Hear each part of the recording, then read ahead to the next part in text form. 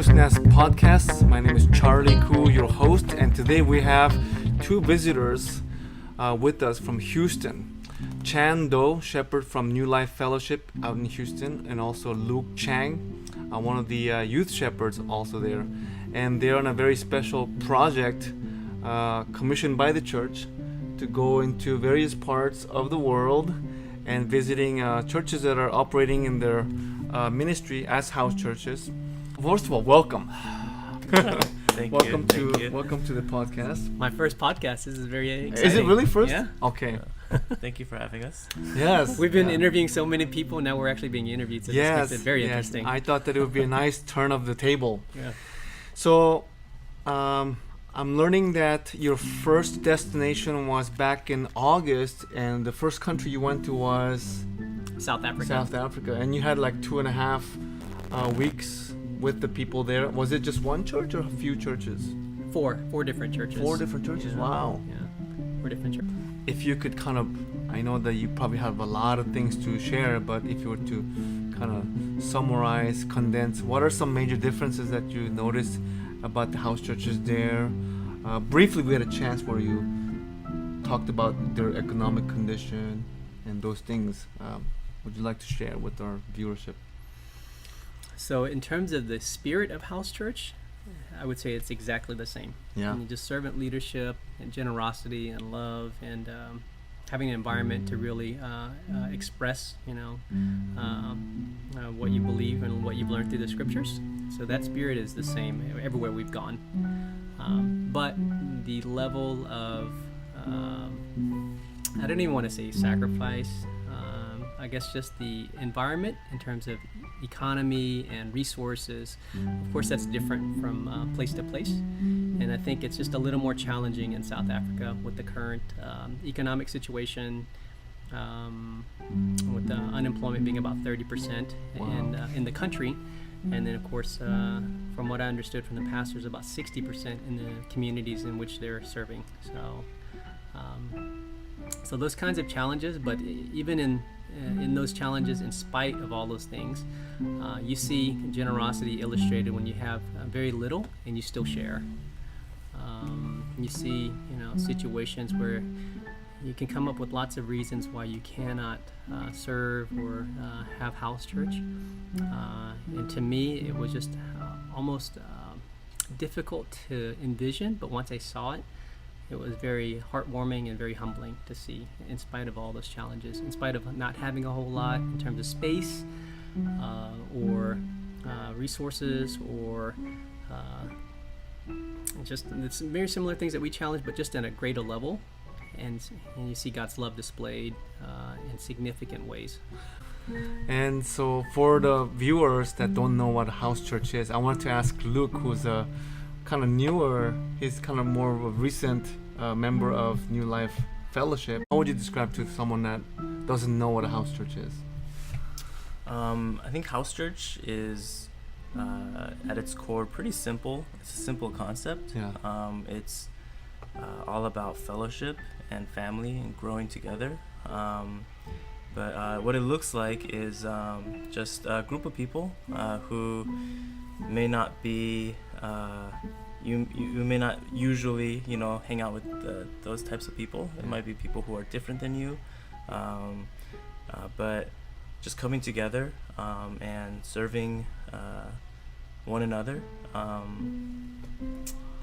A big component of house church is fellowship, and that starts with a meal, and a lot of relationships are built over the dining room table, and when you're doing life with someone, especially a group of people who are invested in each other's lives, it creates an environment where people are just growing and learning more about God, and it's a place where you're more inclined to invite someone who doesn't know God yet. Okay. And so we wanted to create something that like a place where you can, hey, like I'm having dinner with some friends, do you want to come over for dinner at my house?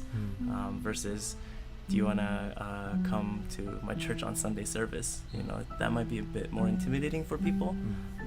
But yeah, we're very relationship focused.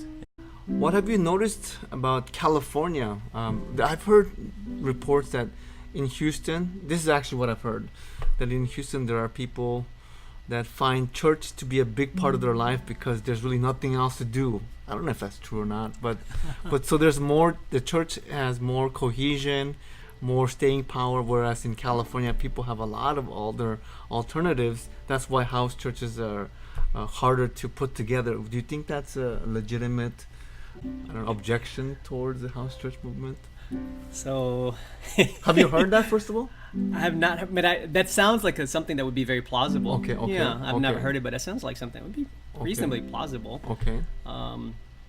We were just in Nashville, Tennessee, and we were sharing, and one of the challenges they had was just a very transient community, Right. and many of them were very involved in campus ministry and that kind of thing. Mm-hmm. And of course, the thought that came to my mind was, why do these ministries exist on campus? And I was actually talking to someone there, and I just swiftly shared, like, maybe they exist because the church failed to be the church. So we have all these other things that pop up to kind of fill in that space for the church. Because if Christians were being Christians on campus, do you think all these other organizations are necessary if the church was being the church? So we tend to silo our lives in terms of church is there and that's ministry, and then work is here and that's something different, and then when I go home, that's just another aspect of my life. But the reality is, you are the church wherever you go, whether it's to work or to school, or so I don't know if that's a good logical reasoning to say it's only lively in Houston because there's nothing to do. Yeah, preach it, brother, preach it. Yeah, I agree with you. Yeah. Absolutely. So Yeah. I think Yeah. when we take away those barriers and not segment our lives into like, oh, I need to be the church at church. Right. And when I go to work, I'll be a jerk. At school, I'll be something else. Just be yourself and be the church, and that's it. And Luke, you mentioned that your father is a pastor of a non-denominational church out in New York. Yes. As a pastor's kid, how did you respond to the house church when you first came to New Life? As a pastor's kid growing up, I became very involved in serving at an early age. Yeah. And almost out of obligation at times, or pressures I would receive from being the pastor's kid. There's certain expectations people have of you, and so I served my whole life in church, getting to church early, setting up the sound, setting up chairs, just like a lot of doing. And so when I came to New Life for the first time about 3 years ago, I experienced my first experience with house church. Was really new to me, even though it was something that I've sort of been doing my whole life, where if there's a newcomer, you'd be like, hi, how are you? You go and try to get to know the person. Right. And for the first time in my life, I was on the receiving end of that. And I just felt very welcomed, very loved. The second week I was there, they threw me a surprise birthday party. And I don't know these people, they're strangers. I've only met them once, and somehow they figured out it was my birthday. And I was just very touched by that, and just just experiencing community, and just like the love that people have for each other. And that really motivated me to invest in other people, in relationship, and also to motivated me to get to know God a little more too. Are you familiar with any other kind of like a small group, besides house church, like in your former church experience, in your own church, from your dad's church? Did you guys have like small groups and Bible studies and things like that? Yeah, we did. I would attend our Friday night Bible study weekly. Okay. I almost never missed it. I think it was great that we had a place where we can learn more about God's Word and discuss God's Word, but we didn't really have a place where we can talk about our lives. And the purpose of the big chunk of house church is sharing, and it's just sharing what is going on in your life, like what are your struggles, what are some praise reports? What is God doing in your life?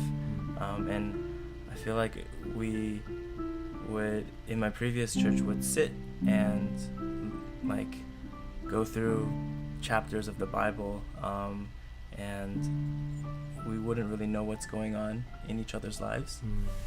And so that was a hindrance for us to grow closer as a body. But I think through house church and through this model, you're able to just get in a deeper level of relationship with other people. So that's where it's fundamentally different is that house church is more about sharing your life. It's a space where like you're like family sharing life together. Right.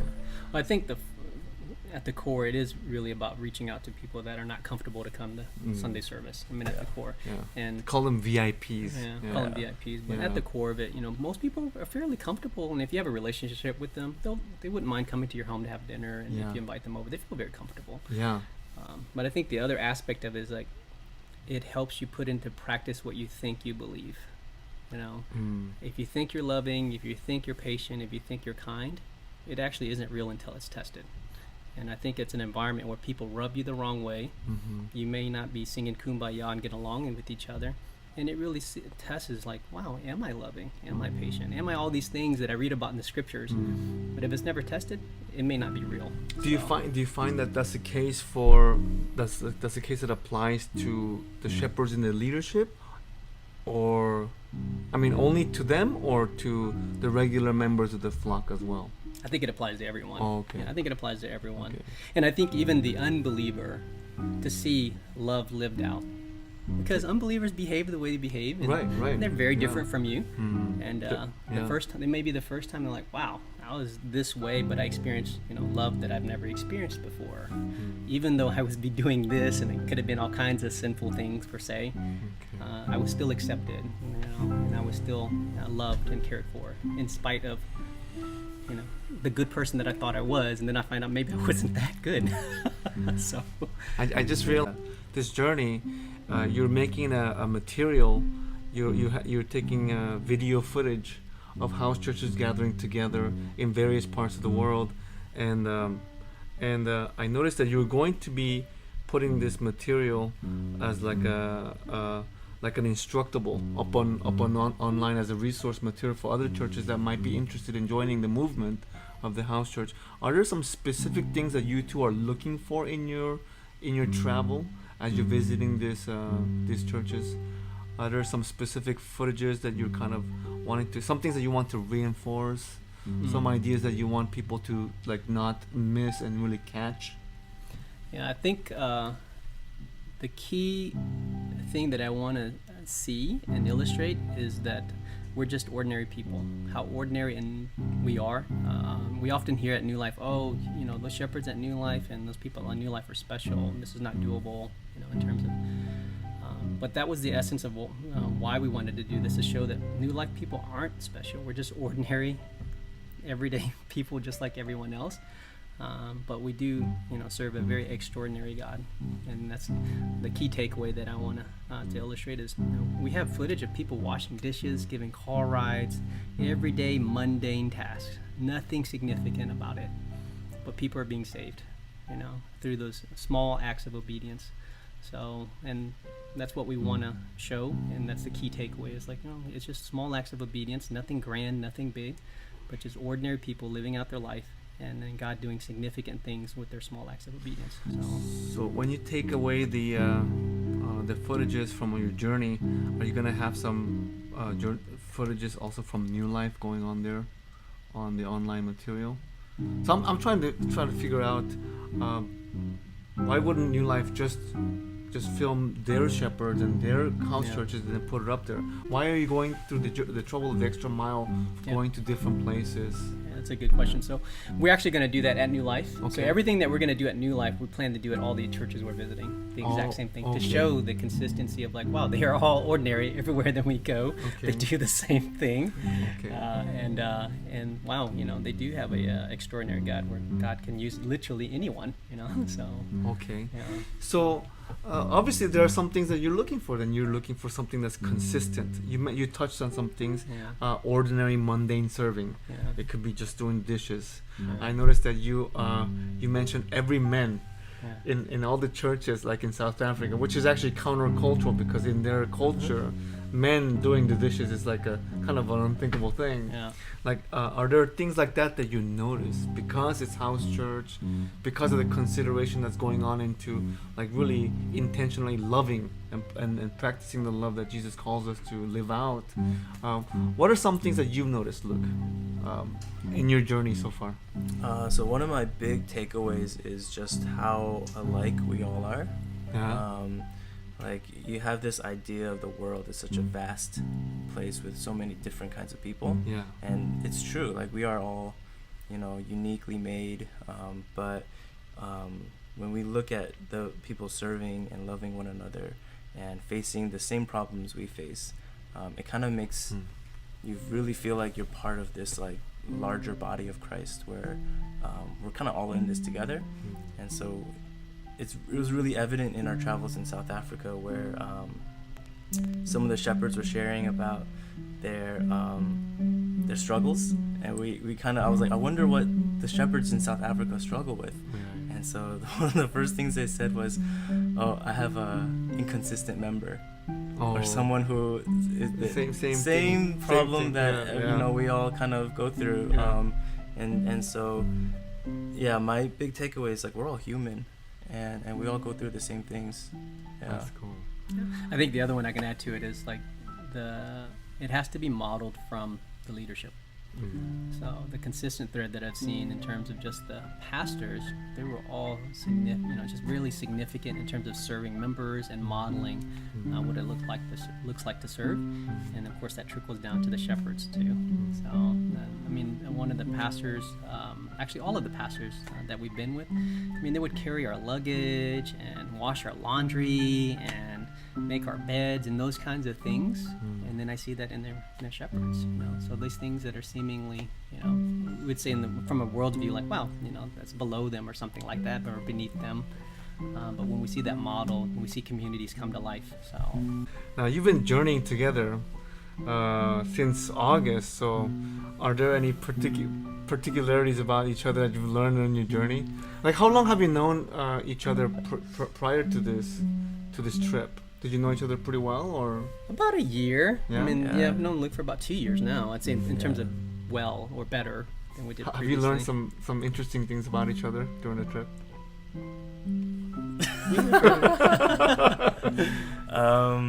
I think I came in with a lot of I guess worries, like, oh man, like Chan and I are gonna, like, this is gonna be a big stress on our friendship or our relationship because we're spending so much time together. We're like in an enclosed space working together for so long. But I think we're really blessed that like so far we haven't had any major fights or anything. And I think it has to do with the way our personalities are. I think Chan is a very direct person and will tell me the way it is. But he really clearly states that the reason why he does that is because he cares. And so I am in a position where I'm trying to learn, and so I welcome the criticism sometimes. But I think in terms of like weird quirks or any like weird habits, I don't know if I mean he wakes up really early every morning. Oh, okay. And but I don't know if that's it doesn't really bother me. Anything new that you learned about Luke during this trip? That's good. Submission. Submission is really good. Yeah. I mean, like in terms of the quirky things he'd shared with me early on, he was like, dude, you're like a robot. He's like, he said that about I you. said that to about me. Chan. Oh, you think that Chan is like a robot? Yeah. Oh, okay. in terms of like, well, you don't really sleep. Yeah, which I didn't even notice. Actually, he brought it to my attention. He was like, you realize you haven't drank water in 3 days? He's just been drinking coffee and juice. Oh, wow. And I was like, good point, man. I really appreciate that. I was like, and then I drank a glass of water. Oh man, I had to watch out for this guy's health too. Oh. Just kidding. That's good. Looking out for each other. I think that's why maybe Jesus prepare the people when going out on their journeys, right? So yeah, for little things I didn't even think about. And he's like, "Oh, you notice you haven't drank water in 3 days?" Like, "Oh man, you're right. I should probably drink some water." He's like, "You haven't showered or changed your clothes?" I was like, "You're absolutely right. I should do that too." Yeah, so I thought that was kind of funny because I didn't even, to be honest, I didn't even realize or notice those things. I think with Luke, I appreciate his attentiveness and staying on top of the ball, and like he's always very aware. And sometimes like, oh, I got to remind him, but a lot of times he starts picking up and he learns really quickly too. Yeah, both of you are very sharp. Yeah. So, Yeah. but in terms of quirks, like nothing really stood out to me. Was like, oh, that's really quirky, you know. We both snore. Yeah, we snore. Yeah, I remember the first day I asked him, "Do you snore?" I was like, He yep. was Yep. Do you snore? Yeah, I said, yep. And then we both. All right. Okay. Try to. I'm pretty sure that at the end of this journey, you're gonna have a newfound appreciation that you could probably articulate in front of the people. I'm pretty sure of it. Oh yeah, Yeah, definitely. yeah, Yeah. yeah. But it's a lot of time together. We often joke, like, "Man, I have slept with you more days than I've slept with my own wife." And we slept in the same bed. I'm gonna have to cut that one out. Not in that way, but in terms of, I don't even know how to phrase that. Okay. So just to wrap things up, I know that the last church that you visited was Pastor Mitchell's church, the home church. I met with them one time before our last meeting, and he left a very deep impression on me. He's very enthusiastic, just on fire for house church. Just to briefly describe your last day, how was that? I know you guys were staying in his children's bunk bed, Yeah. and how was, just to summarize it really briefly, what did you take away from the home church? You want to go first? No, you got it. Key takeaway, it felt like home. Oh, that's awesome. Yeah. It Yeah, felt that like sums home. it up. Yeah. So I think like everywhere we've gone thus far, Mm-hmm. we feel like we're at home. Oh, So that's we awesome. don't feel like, we of course we miss home, Yeah. but everywhere we've gone, even in your home when we came in and you had waters and our snacks for us in the bed, every home has done that, ironically. Yeah. Every home we've Yeah, gone to, yeah, yeah. when we got to our room, there was snacks and water and all that kind of thing next to our bed, towels and so on and so forth. So it literally felt like home where we've been all over the world. So, Yeah. Yeah. Same. Yeah. Just being like feeling immediately welcomed and loved, and I have a really hard time with receiving blessing. Oh. I like when people offer me things, my first inclination is, oh no, Oh, it's yeah, okay, yeah, it's yeah. okay. That's a very Asian thing. Yeah, but I'm learning to like say thank you and receive, even if it's Oh. something I don't need at the time. Okay. And just to like let them have the blessing of blessing me, Yeah. and it's quite humbling. And yeah, just feel really welcomed everywhere we go. When I heard you guys were coming over, I was excited about the opportunity to extend hospitality, which is a core Christian virtue, and you've been experiencing that all the home house churches extending hospitality, and I'm sure that all the footages that you put together, compile and put up, it will be a big challenge for a lot of the people that wonder, are we really living out the Christian life? Is there a better way to do church?